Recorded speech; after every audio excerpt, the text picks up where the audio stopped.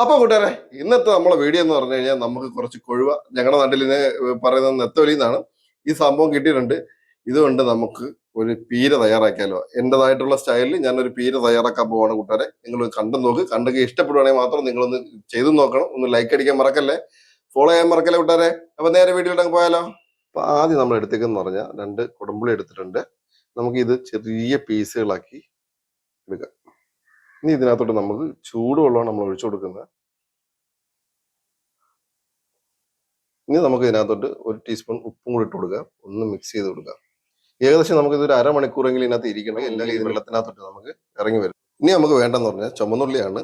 ഞാൻ കുറച്ച് ചുമന്നുള്ളി എടുത്തിട്ടുണ്ട്. നമുക്ക് ഇവനെ ഒന്ന് നീളത്തിലൊന്ന് അരിഞ്ഞെടുക്കാം. നീളത്തിൽ ഇതേ കണക്ക് ഇങ്ങനെ അരിഞ്ഞെടുക്കാം. അടുത്ത കൂട്ടര് നമുക്ക് വേണ്ടെന്ന് പറഞ്ഞാൽ പച്ചമുളകാണ്. ഞാനിവിടെ ഒരു 4 പച്ചമുളക് എടുത്തിട്ടുണ്ട്. ഇത് നമുക്ക് നീളത്തിലൊന്ന് കട്ട് ചെയ്തെടുക്കാം. അടുത്ത നമ്മളൊരു ചട്ടി എടുത്തിട്ടുണ്ട്. അതിനകത്ത് നമ്മൾ ഒരു തേങ്ങ തിരിങ്ങി എടുത്തിട്ടുണ്ട്, പീര, അത് ഇട്ട് കൊടുക്കുക. ഇനി ഇതിനകത്തോട്ട് നമ്മൾ ഇട്ട് നേരത്തെ അരിഞ്ഞു വെച്ചാൽ നമ്മൾ ചെറിയ ഉള്ളിയാണ്, അത് ഇട്ട് കൊടുക്കുക. അതേപോലെ തന്നെ 4 പച്ചമുളക് അരിഞ്ഞതും അതും ഇട്ട് കൊടുക്കുക. ഇനി ഒരു 1.5 സ്പൂണോളം ഇഞ്ചിയും വെളുത്തുള്ളി എടുത്തിട്ടുണ്ട്, അത് ചതച്ചെടുത്തതാണ്, അത് ഇട്ട് കൊടുക്കുക.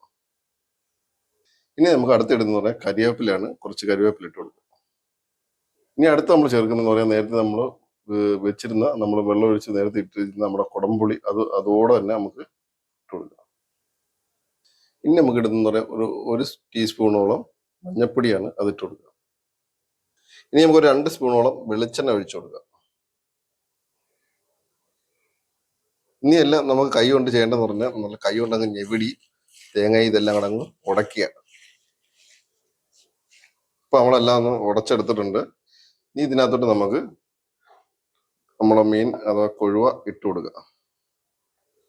ഇനി നമുക്കിത് എല്ലാം കൂടെ ഒന്നും കൂടെ ഒന്ന് മിക്സ് ചെയ്യാം. ഇനി നമുക്ക് അടുപ്പ് കത്തിക്കാം. അപ്പൊ ഞാൻ അടച്ചു വെച്ചിട്ടുണ്ടായിരുന്നു, നമുക്കൊന്ന് തുറന്നു നോക്കാം. തിളച്ച് ആ വെള്ളമൊക്കെ ഇറങ്ങി വന്നിട്ടുണ്ട്. ഈ സമയത്ത് നമുക്ക് ഒരു സാധനം കൂടെ ചേർക്കാറുണ്ട്. ഞാനൊരു 1/2 ടീസ്പൂണോളം ഉലുവാപ്പൊടിയും കൂടി ചേർക്കുന്നുണ്ട്. ഇത് നിങ്ങൾക്ക് വേണമെങ്കിൽ മാത്രം ചേർത്താൽ മതി. എന്നിട്ട് എല്ലാം കൂടെ നമുക്കൊന്ന് ഇളക്കി കൊടുക്കാം.